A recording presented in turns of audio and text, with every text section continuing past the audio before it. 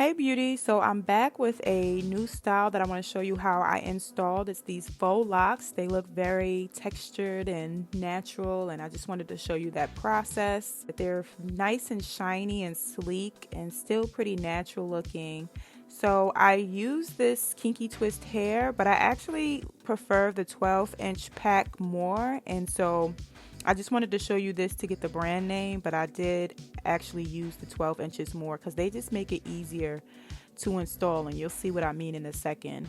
And I also got this purple Kinky twist hair, which I installed in the back. I just wanted like some purple highlights in the back. And lastly, I used this regular yaki braiding hair because that's going to serve as the foundation for my faux locks. And yeah, so let's get started. I started out with this row, just installing it. I just wanted to show you that row so that you can see the size that I'm working with, the size of the sections that I'm creating. Getting started with this section that I left out for you. So I part off where I'm going to put my first lock and just separate the rest of the hair in the back.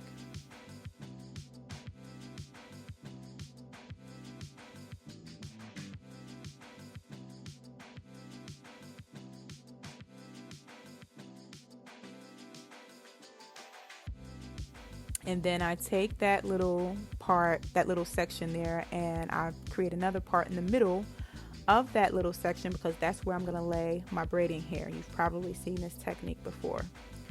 So you want to lay your braiding hair there and then just enclose your real hair around it and secure that with a rubber band.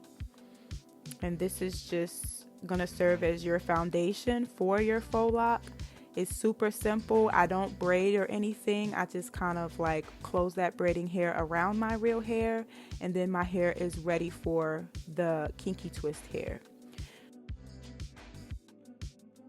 So I have this section. I break it apart for the top part so that your top part of your faux lock is not too bulky.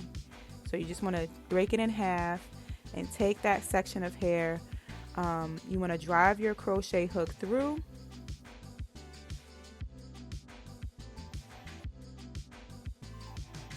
And then pull your kinky hair through. Make sure that you're pulling on the shorter part of the kinky hair so you don't have too much to pull through. And here I'm just showing you, like, look how loose that still is. You want to make sure that your rubber band is not too tight because you will be driving the crochet hook through it. And yeah, so I drive my crochet hook through and then I just simply wrap that around. You just want to take that smaller section, wrap it around, and then when you get to the end, you want to wrap it as much as you possibly can. This keeps that section secure. It keeps that kinky hair secure around your yaki braiding hair.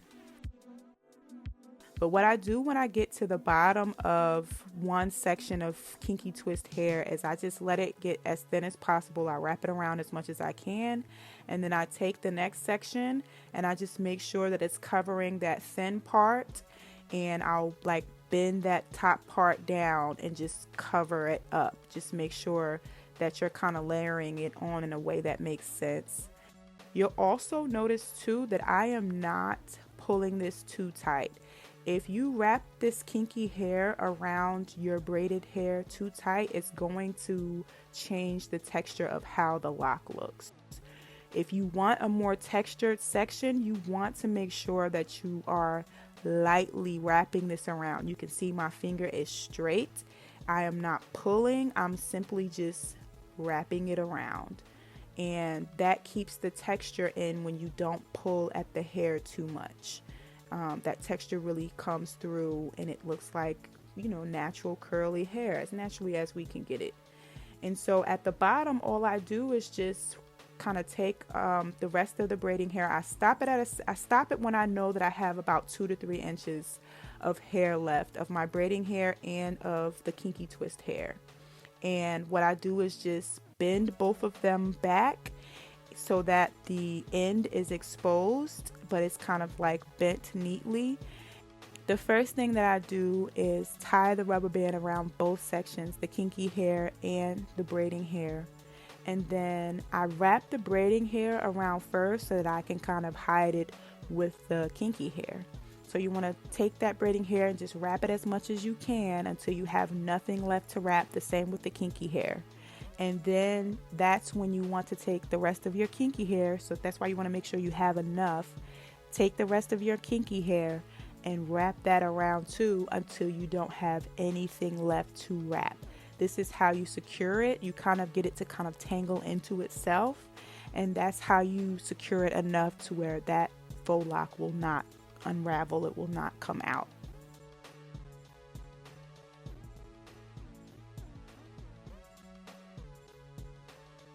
And you should be left with a pretty nice natural looking end.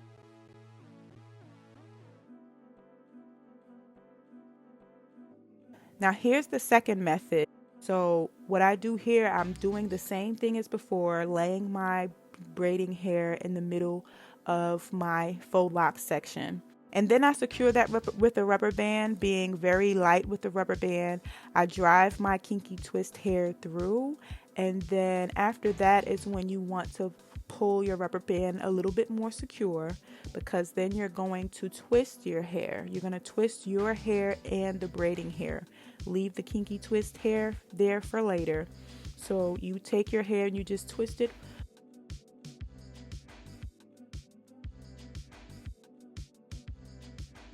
For this, it's just the same technique as before. You're taking that kinky twist hair and you're just wrapping it around your twist that you just created until you get to the bottom.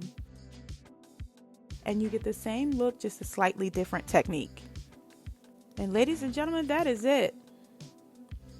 This is how it came out. I really liked it because of course you can kind of tell it is faux locks, but to me, I feel like I love this texture. I love it when it has a little bit more texture.